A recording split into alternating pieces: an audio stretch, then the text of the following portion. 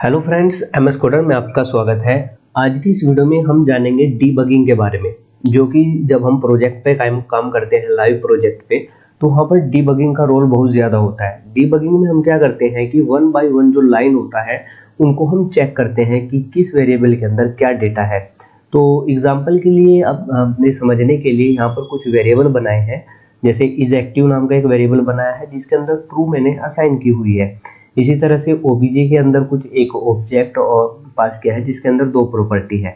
इसी तरह से डेटा नाम का एक वेरिएबल बनाया है जिसके अंदर असाइन किया है एमएस कोडर। अब यहाँ पर आप देख सकते हो कि ये जो ऑब्जेक्ट जो हमने यहाँ पर वेरिएबल्स लिए हैं ये हमने खुद ही बनाए हुए हैं। हमें पता है कि किस ऑब्जेक्ट के अंदर या किस वेरिएबल के अंदर हमने क्या असाइन की हुई है। लेकिन जब हम प्रोजेक्ट पे काम कर रहे होते हैं और जब डेटा एपीआई के थ्रू आ रहा होता है तो वहाँ पर चेक करना हमारे लिए थोड़ा मुश्किल हो जाता है। तब हमें वहाँ डीबगिंग की ज़रूरत पड़ती है। तो यहाँ पर देखिए मैंने क्या किया, चेक डिटेल नाम का एक मेथड बनाया और इसके अंदर कंसोल करा दिया मैंने अपने तीनों वेरिएबल्स को। अब यहाँ पर HTML के अंदर एक बटन बनाया हुआ है जिसके क्लिक इवेंट पे मैं क्या कर रहा हूँ, चेक डिटेल मेथड को कॉल करा रहा हूँ। तो यहाँ पर जैसे ही चेक डिटेल मेथड कॉल होगा तो मुझे क्या करना है, इसका जो एग्जीक्यूशन है उसको रोक देना है, यानी कि ब्रेक पॉइंट लगा देना है। और फिर वन बाय वन मैं क्या करता जाऊंगा, हर वेरिएबल की वैल्यू को चेक करता जाऊंगा। तो उसके लिए क्या होता है, आपको यहाँ पर यूज करना होता है डीबगर कीवर्ड। ये डीबगर जो होता है एंगुलर के अंदर आपको दिया जाता है, आपको कहीं भी इसकी इम्प्लीमेंटेशन करने की जरूरत नहीं है, इसको आप डायरेक्ट यूज कर सकते हो। तो देखिए इसका मैजिक हम तब देखेंगे जब हम अपने ब्राउजर के ऊपर आएंगे और यहाँ पर मैं क्या करूँगा कि जो कंसोल है इसको मैं थोड़ी देर के लिए यहाँ से क्लियर कर देता हूँ। अब आप देखिएगा कि मैं क्लिक हियर के ऊपर प्रेस कर रहा हूँ।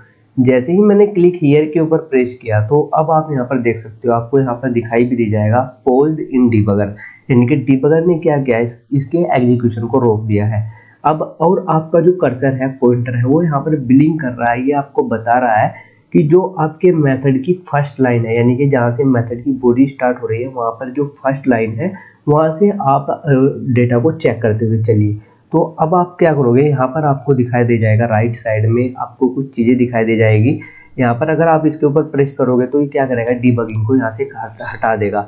अगर आप इसके ऊपर प्रेस करोगे तो ये क्या करेगा, वन बाय वन आपको नेक्स्ट लाइन पे लेता जाएगा। जैसे मैं इसके ऊपर प्रेस कर रहा हूँ तो आपका जो कंट्रोलर है वो नेक्स्ट लाइन पे आ गया है और आपको कर्सर लाकर इस एक्टिव वेरिएबल के ऊपर जैसे ही आप होवर करोगे तो यहाँ पर आपको ये बता देगा कि इसके अंदर क्या है। तो ये यहाँ पर आपको दिखाई दे रहा होगा ट्रू, कि इज एक्टिव नाम का जो वेरिएबल है इसके अंदर ट्रू वैल्यू है। अब मैं दोबारा से यहाँ पर आता हूँ और इसके ऊपर प्रेस करता हूँ तो ये सेकंड लाइन में आ गया है। और ओबीजे के ऊपर अगर आप प्रेस करोगे तो यहाँ पर ये आपको बता देगा कि ओबीजे क्या है, एक ऑब्जेक्ट है और इसके अंदर दो प्रॉपर्टी है। एज के अंदर जो है वैल्यू 23 है और नेम के अंदर जो वैल्यू है वो रोहित है। इसी तरह से मैं क्या करता हूँ, नेक्स्ट लाइन पे आता हूँ तो डेटा, जिस लाइन में हमने डेटा वेरिएबल को यूज किया है वो यहाँ पर आ गया है। अब आप अपने जो कर्सर है उसका फोकस यहाँ पर लेकर आओगे तो ये आपको वैल्यू बता देगा कि इसके अंदर एमएस कोडर है।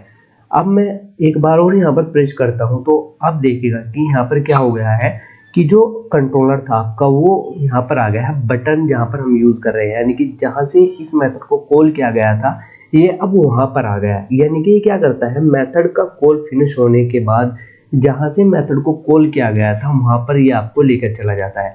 अगर मैं दोबारा से इसके ऊपर प्रेस करूँगा तो अब ये यहाँ से हटकर आपकी जो TS की फाइल है वहाँ पर आ जाएगा। तो इस तरह से आपको पूरा पता चल जाता है कि आपका जो फाइल है, यानी कि उसकी जो एग्जीक्यूशन है वो कहाँ से लेके कहाँ तक जा रही है, यानी कि उसका फ्लो क्या होता है। तो इस तरह से आप डिबगिंग कर सकते हो। अगर आपको डिबगिंग को रोकना है तो यहाँ पर आप आकर यहाँ पर जो आपको आइकन दिखाई दे रहा है ग्रीन कलर का, तो इसके ऊपर आप प्रेस करोगे तो यहाँ से क्या होगा कि जो डिबगर है वो यहाँ से हट जाएगा। तो आज की इस वीडियो में सिर्फ इतना ही रखते हैं। अगर ये वीडियो आपको हेल्पफुल लगी हो तो इस वीडियो को लाइक करके इस चैनल को ज़रूर सब्सक्राइब कर लीजिएगा। Thanks for watching.